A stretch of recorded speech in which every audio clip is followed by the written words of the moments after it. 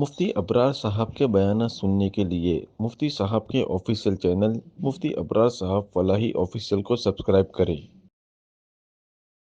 اعوذ باللہ من الشیطان الرجیم بسم اللہ الرحمن الرحیم وقضى ربك ألا تعبدوا إلا إياه وبالوالدين إحسانا إما يبلغن عندك الكبر أحدهما أو كلاهما فلا تقل لهما أف ولا تنهرهما وقل لهما قولا كريما واخفض لهما جناح الذل من الرحمة وقل رب ارحمهما كما ربياني صغيرا صدق الله العظيم۔ اور تیرے رب نے اس بات کا حکم دیا ہے کہ اس کے علاوہ کسی اور کی تم عبادت نہ کرو اور والدین کے ساتھ اچھا سلوک کرو۔ اگر تیرے پاس ان دونوں میں سے کوئی ایک یا دونوں بڑھاپے کی عمر کو پہنچ جائے تو ان کو اف تک نہ کہہ اور ان کو نہ جھڑک اور ان دونوں سے نرمی کے ساتھ گفتگو کر اور ان دونوں کے لیے رحمت اور عاجزی کے پہلو کو جھکا دے اور کہہ اے میرے رب تو ان دونوں کے ساتھ رحم کا عافیت کا معاملہ کر جیسا کہ انہوں نے بچپن میں میرے ساتھ رحم اور عافیت کا معاملہ کیا۔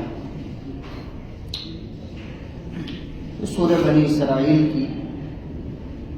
23ویں اور 24ویں آیت کریمہ ہے۔ گزشتہ کل اس بات کو ذکر کیا گیا کہ اللہ تبارک و تعالی نے یہاں سے پورے 2 رکوع کے اندر اسلامی قانون اور ایک بہترین معاشرے کو ذکر کیا ہے اور اس کے 15 اصولوں کو یہاں پر ذکر کیا گیا ہے۔ یہ 15 اصول ایسے ہیں کہ اگر کوئی معاشرہ ان 15 اصولوں پر اپنے آپ کو کھڑا کر لے یا کوئی کلچر ان 15 اصولوں پر اپنے آپ کو پابند بنا لے یا کوئی شخص ان 15 اصولوں کی اپنی زندگی کے اندر داخل کرنے کی کوشش کر لے تو اس کے ذریعے سے وہ ایک کامل اور بہترین انسان بن سکتا ہے اور ایک بہترین معاشرہ اور سماج تیار ہو سکتا ہے۔ اللہ تبارک و تعالی نے یہاں سے 2 رکوع کے اندر شریعت کے ان 15 اصولوں کو ذکر کیا، جس میں سب سے پہلا اصول، سب سے پہلی بات اللہ تبارک و تعالی نے یوں بیان کی کہ وَقَضَى رَبُّكَ أَلَّا تَعْبُدُوا إِلَّا إِيَّاهُ، اور تیرے رب نے اس بات کا فیصلہ کیا ہے، تیرے رب نے اس بات کا حکم دیا ہے کہ تم سب اس کے علاوہ کسی اور کی عبادت نہ کرو، لہذا عبادت اسی کی جاوے گی، پرستش اسی کی جاوے گی، سجدہ اسی کے سامنے کیا جاوے گا، حاجتوں کو اسی سے مانگا جاوے گا، ضرورتوں کو اسی کے سامنے رکھا جاوے گا۔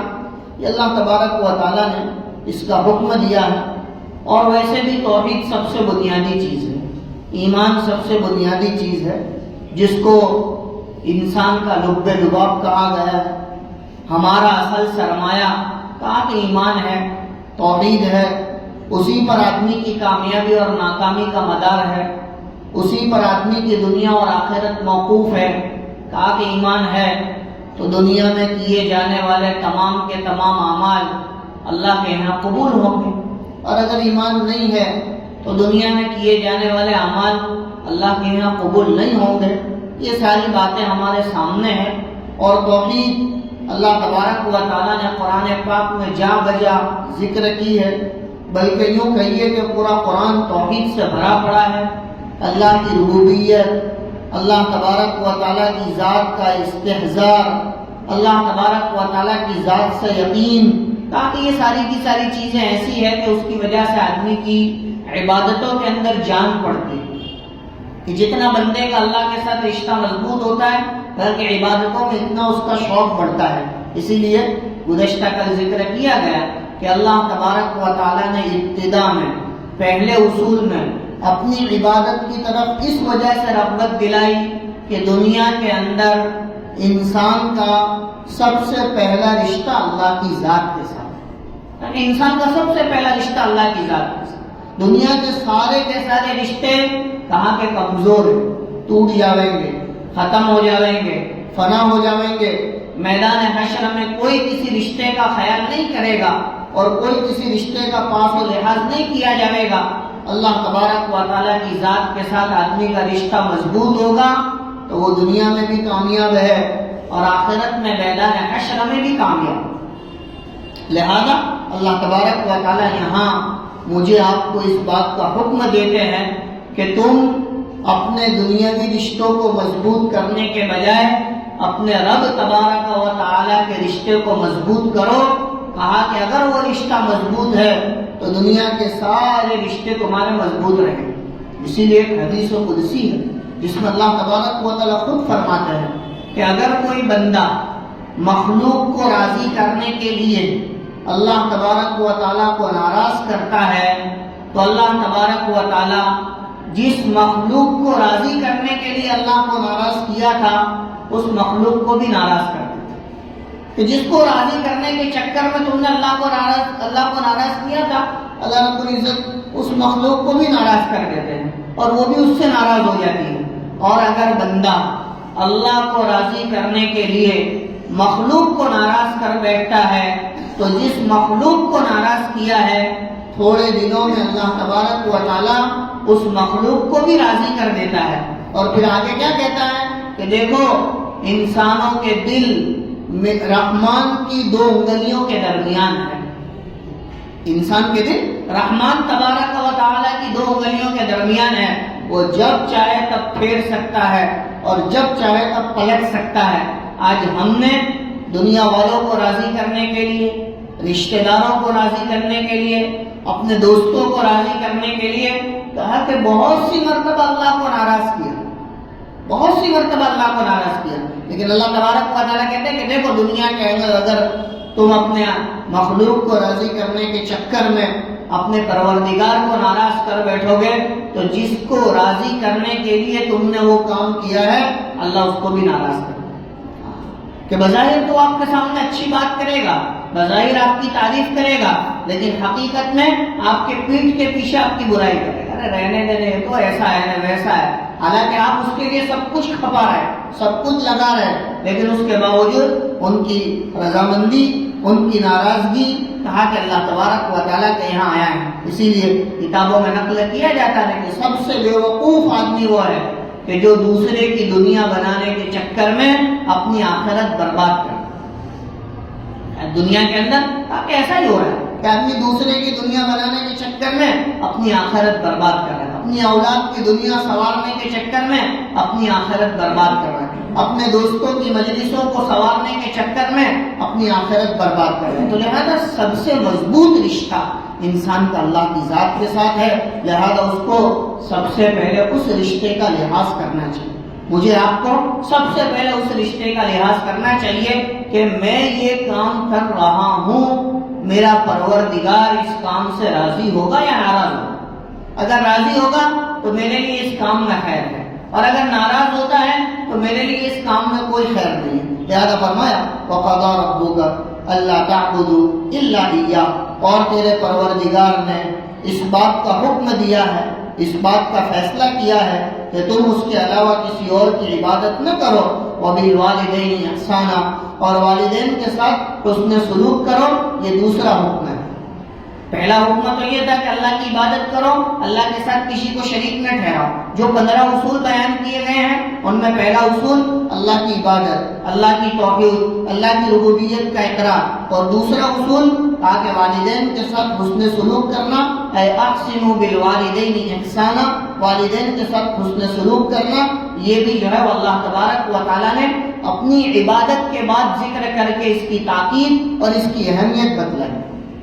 کہ میری عبادت کے بعد سب سے بڑا مقام یہ ہے۔ کیوں؟ اس لیے کہ جس طرح انسان کا رشتہ اللہ کی ذات کے ساتھ مضبوط ہونا چاہیے، کہا کہ اللہ تبارک و تعالیٰ کی ذات کے بعد دنیا کے اندر آپ کے آنے کا جو ذریعہ بنے، آپ کے وجود کا جو ذریعہ بنے، کہا کہ وہ آپ کے ماں باپ ہیں، آپ کے والدین ہیں، لہذا ان کے ساتھ اچھا سلوک کیا جائے۔ اما یبلغ، اب ویسے تو پوری زندگی حسن سلوک کا حکم ہے، بچپن سے لے کر وفات تک، لیکن عام طور پر ہوتا کیا ہے کہ جوانی میں تو آدمی جو ہے وہ ان کی جوانی کے ایام میں تو ان کی قدر ہو جاتی ہے، اس لیے کہ اولاد چھوٹی ہوتی ہے، وہ بات مان لیتی ہے، فرما برداری کر بیٹھتی ہے اور ساری کی ساری ضرورتیں باپ پوری کرتا ہے، اس وجہ سے اس کو کوئی تکلیف نہیں ہوتی۔ لیکن عام طور پر جب بڑھاپے میں پہنچ جاتے ہیں اور جب بیٹا 2 پیسے کمانے لگتا ہے، اس کی شادی ہو جاتی ہے، تو ایسے موقع پر عام طور پر آدمی تساہل برت لیتا ہے اور بہت بڑے گناہ کے اندر مبتلا ہو جاتا ہے۔ اس وجہ سے اللہ تبارک و تعالیٰ نے اپنے کلام پاک میں خاص طور پر اس کو جگہ دی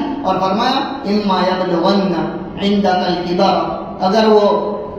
تیرے پاس دونوں میں سے کوئی ایک یا دونوں بڑھاپے کی عمر کو پہنچ جائے، کہ جب وہ بڑھاپے کی عمر کو پہنچ جائے تو تیرے حقوق اور زیادہ بڑھ جاتے ہیں، تیری پاسداری اور زیادہ بڑھ جاتے ہیں، تیری ذمہ داری اور زیادہ بڑھ جاتی ہے۔ فلا تقل لهما اف، تو ان کو اف تک نہ کہے، ولا تنہرهما، اور تو ان کو نہ جھڑک، وقل لهما قولا کریما، اور ان کے ساتھ نرم گفتگو کر، ان کے ساتھ نرم لہجے میں گفتگو کر، جیسا کہ گزشتہ کل ذکر کیا کہ یہاں پر اللہ تبارک و تعالیٰ نے 3 باتوں کا حکم دیا ہے۔ ایک تو ان کو اف نہ کہنا، دوسرا ان کو نہ جھڑکنا، اور تیسرا ان کے ساتھ نرم لہجے میں بات چیت کرنا، تاکہ 3 باتوں کو یہاں پر ذکر کیا گیا ہے۔ اف کا مطلب گزشتہ کل ذکر کیا، حضرت حسن رضی اللہ تعالیٰ عنہ حضرت علی رضی اللہ عنہ سے نقل کرتے ہیں کہ اللہ تبارک و تعالیٰ اس اف سے نیچے کا بھی کوئی جملہ ہوتا تو اس کو بھی ذکر کر دیتے اور اس کو بھی حرام کر دیتے، یعنی اف کے نیچے بھی اگر کوئی جملہ ہوتا تو اس کو بھی ذکر کر۔ سب سے ادنا جملہ یہ ہے کہ تم ان کے سامنے اف تک نہ کہو، یہاں تک کہ ان کے سامنے بڑے آواز میں، بلند آواز میں بات نہ کرو، ان کے سامنے جو ہے وہ جھگڑا نہ کرو، ان کے سامنے بلند آواز سے گفتگو نہ کرو، جیسا کہ گزشتہ کل ساری باتوں کو ذکر کیا گیا۔ اللہ تبارک و تعالیٰ نے اف تک کرنے سے منع فرمایا، یہاں تک کہ آدمی اگر اپنے باپ کے سامنے آنکھیں نکال کر دیکھتا ہے تب بھی وہ نافرمانوں میں شامل ہو، وہ نافرمان ہے، لہذا ان کے چلنے کے وقت ان کے پیچھے چلا جائے، ان کے بیٹھنے کے وقت ان سے نیچے بیٹھا جائے، ان کی عزت کا احترام کا لحاظ رکھا جائے۔ ایسا نہیں ہے کہ اب بڑھاپے میں پہنچ گئے تو لہذا ان کا کوئی مقام نہیں، کوئی مرتبہ نہیں، انسان کی ذمہ داری اور زیادہ بڑھ جاتی ہے، لہذا فرمایا کہ فلا تقل لهما اف، ان کو اف نہ کہو، ولا تنہرهما، یہ تو اس سے بھی آگے کا درجہ ہے کہ ان کو نہ جھڑکو، یعنی بعض مرتبہ انسان جب جو بڑھاپے میں پہنچ جاتا ہے تو نوجوان لڑکا کہتا ہے آپ کو پتہ نہ چلے، آپ کو سمجھ میں نہ آوے، آپ کی یہ عقل سے باہر کی چیزیں ہیں، تو کہا کہ ان کو جھڑکے نہیں بلکہ ان کو سمجھاوے، وقل لهما قولا کریما، اور ان دونوں کے ساتھ نرم گفتگو کرے، نرم لہجے میں بات چیت کرے۔ حضرات علماء فقہا نے یہاں یہ بات بھی نقل کی ہے کہ ماں باپ کی اطاعت اولاد پر کہاں تک واجب ہے، یعنی کب تک اس کی اطاعت ان کی واجب ہے، تو کہا کہ جائز امور میں، یعنی جتنی بھی چیزیں جائز کی قبیل سے ہیں ان تمام چیزوں میں تو ان کی اطاعت ہر حال میں واجب ہے۔ اگر وہ کسی گناہ کا حکم دیتے ہیں یا اگر وہ کسی شرک کا حکم دیتے ہیں یا اللہ تبارک و تعالیٰ کی عبادت کے چھوڑنے کا حکم دیتے ہیں تو پھر ایسی صورت میں ان کی اطاعت جائز نہیں، کہ اگر اولاد کو یوں کہے کہ بھائی کل سے تو نماز نہیں پڑھے گا، یا اولاد کو باپ یوں کہے کہ بھائی کل سے تو مدرسے نہیں جائے گا، یا اولاد کو باپ یوں کہے کہ بھئی کل سے تو جو ہے وہ کوئی بھی عبادت نہیں کرے گا، تو لہذا ایسی صورت میں ماں باپ کی اطاعت کرنا جائز نہیں ہے۔ یہاں پر وہی بات کہ پہلا رشتہ انسان کا اللہ کے ساتھ ہے، لہذا اس رشتے کی پاسداری پہلے نمبر، اسی حدیث پاک کے اندر فرمایا لا طاعت لمخلوق فی معصیت الخالق، کہ اللہ تبارک و تعالیٰ کی معصیت میں کسی مخلوق کی بات نہیں مانی جاتی۔ اگر وہ کسی گناہ کا حکم دیتے ہیں تو ان کی بات قبول نہیں کی جاتی، اگر وہ ایمان چھوڑ دینے کا حکم دیتے ہیں تو ان کی بات نہیں مانی جاتی۔ جیسے صحابہ کرام رضی اللہ عنہم میں سے بہت سارے ایسے تھے کہ ان کی والدہ جو ہے ایمان قبول نہیں کی ہوئی تھی، لیکن انہوں نے اپنی اولاد کو ایمان چھوڑنے کا حکم دیا، لیکن انہوں نے اس کو نہیں مانا۔ حضرت ابو ہریرہ رضی اللہ عنہ کی والدہ تاکہ اسلام میں داخل نہیں ہوئی تھی، لیکن جو ہے وہ حضرت ابو ہریرہ نبی پاک صلی اللہ علیہ وسلم کے پاس جب بھی آتے ہیں ان کے ایمان کی فکر کرتے ہیں،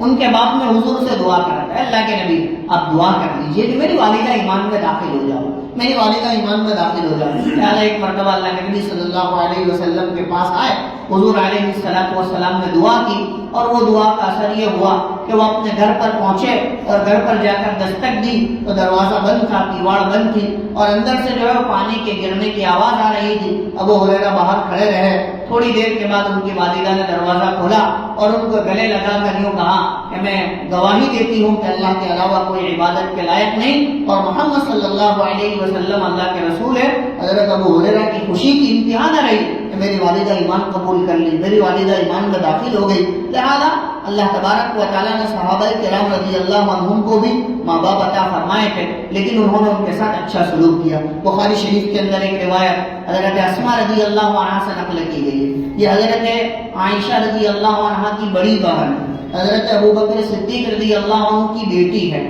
ان کی والدہ حضرت اسماء رضی اللہ عنہا کی والدہ صلح حدیبیہ کے موقع پر مدینہ منورہ آئی، وہ مشرک تھی، ایمان میں داخل نہیں ہوئی تھی، اور حضرت ابوبکر رضی اللہ عنہ نے پہلے ان کے ساتھ نکاح کیا تھا، لیکن جب اسلام میں داخل ہوئے تو ان کو طلاق دے دی، تو لہذا وہ حضرت اسماء رضی اللہ عنہا کی والدہ ہے اور حضرت عائشہ رضی اللہ عنہا کی سوتیلی ماں لگے گی۔ تو لہذا جب وہ وہاں پر مدینہ منورہ تشریف لائی، اللہ کے نبی صلی اللہ علیہ وسلم سے حضرت عائشہ رضی اللہ عنہا نے جا کر پوچھا کہ حضور میری والدہ تشریف لائی ہے، کیا میں ان کے ساتھ اچھا سلوک کروں، میں ان کے ساتھ اچھا سلوک کروں؟ اللہ کے نبی صلی اللہ علیہ وسلم نے فرمایا سلی امکی، تیری ماں کے ساتھ اچھا سلوک کر، یعنی ان کو اچھا ٹھکانہ دے، ان کے ساتھ تواضع کا سلوک کر، ان کو کپڑا دے، ان کو ضرورت کی چیزیں دے، اگر ان کے پاس کرایہ نہ ہو تو ان کو کرایہ دے اور ان کے ساتھ اچھا سلوک کر۔ تو لہٰذا ایک مشرکہ ماں کے ساتھ بھی شریعت اچھا سلوک کرنے کا حکم دیتی ہے اور ان کے ساتھ اچھا برتاؤ دنیا کے اعتبار سے کرنے کا حکم دیتی ہے، اور اللہ تبارک و تعالیٰ سے دعا کرنے کا حکم دیتی ہے کہ اپنے ماں باپ کے لیے اگر وہ مشرک ہے، اگر وہ کافر ہے، اگر وہ ایمان پر نہیں ہے تو اللہ سے دعا کرے ان کے لیے کہ اللہ تبارک و تعالیٰ ان کو صحیح سمجھ عطا فرما۔ یہاں تک کہ اگر کسی کا باپ کسی گناہ کے اندر مبتلا ہو تب بھی بیٹے کو اس بات کا حکم دیا گیا ہے کہ وہ اپنے باپ کو کسی گناہ کے باپ میں صراحتاً نہ ٹوکے بلکہ ادب اور احترام کے ساتھ ٹوکے اور اللہ تبارک و تعالیٰ سے دعا کرتا رہے اے میرے پروردگار میرا باپ فلاں گناہ کے اندر مبتلا ہے، تو اسے رہائی نصیب فرما، تو اسے اس گناہ کی عادت چھوڑا۔ تو لہذا یہ چیز اس سے زیادہ مؤثر ثابت ہوگی۔ لہذا فرمایا فلا تقل لهما اف، ان کو اف تک نہ کہو، ولا تنہرهما،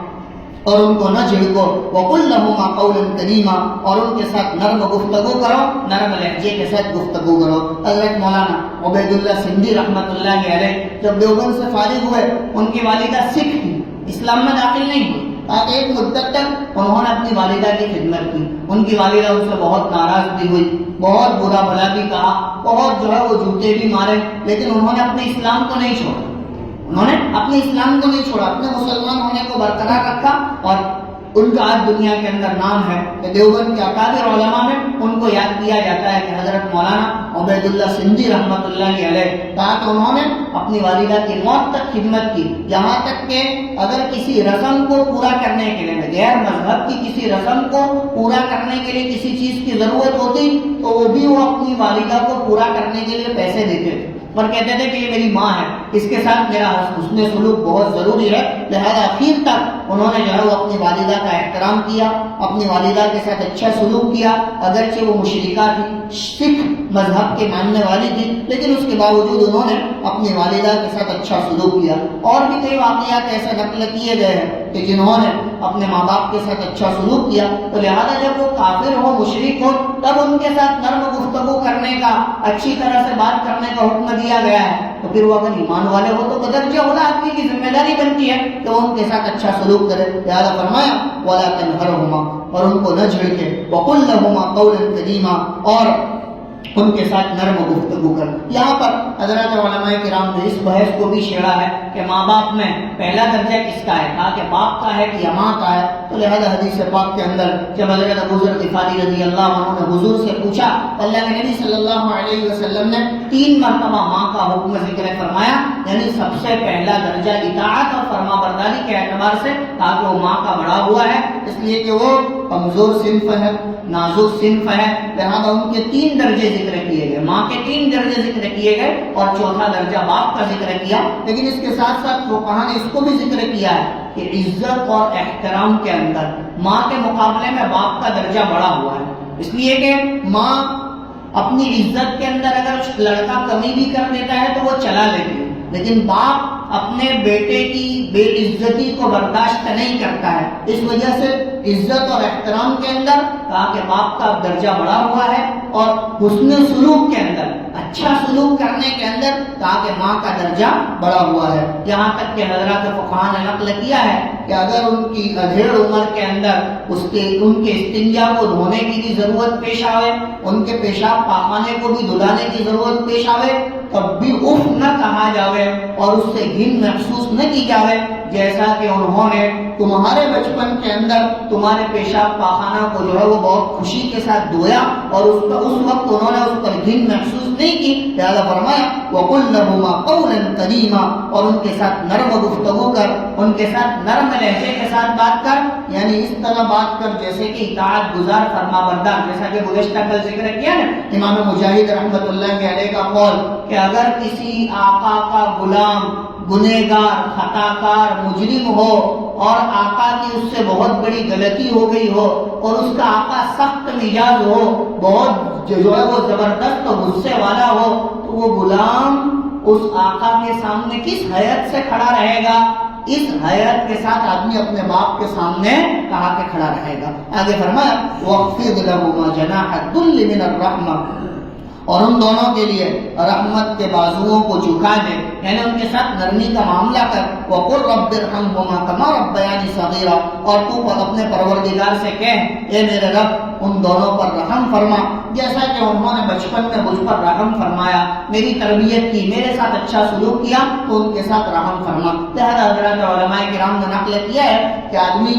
اطاعت تو کرے گا، بات تو مانے گا، لیکن اس کے ساتھ ساتھ اپنے ماں باپ کے لیے دعا بھی کرے، اور ان کلمات کے ساتھ بھی دعا کر سکتا ہے اور کہہ سکتا ہے کہ رب ارحمہما کما ربیانی صغیرا، اے میرے پروردگار تو ان دونوں کے ساتھ رحم کا معاملہ کر، دنیا میں بھی اور آخرت میں بھی، کما ربیانی صغیرا، جیسا کہ انہوں نے بچپن میں میرے ساتھ اچھا سلوک کیا۔ اور بھی کئی باتیں اس کے متعلق ذکر کی گئی ہے۔ اللہ تبارک و تعالیٰ سے دعا ہے اللہ صحیح معنی میں ان آیاتوں کو سمجھنے کی توفیق عطا فرمائے اور ہمارے نوجوان کلچر کو اس باتوں پر عمل کرنے کی توفیق عطا فرمائے۔ وآخر دعوانا ان الحمد للہ رب العالمین۔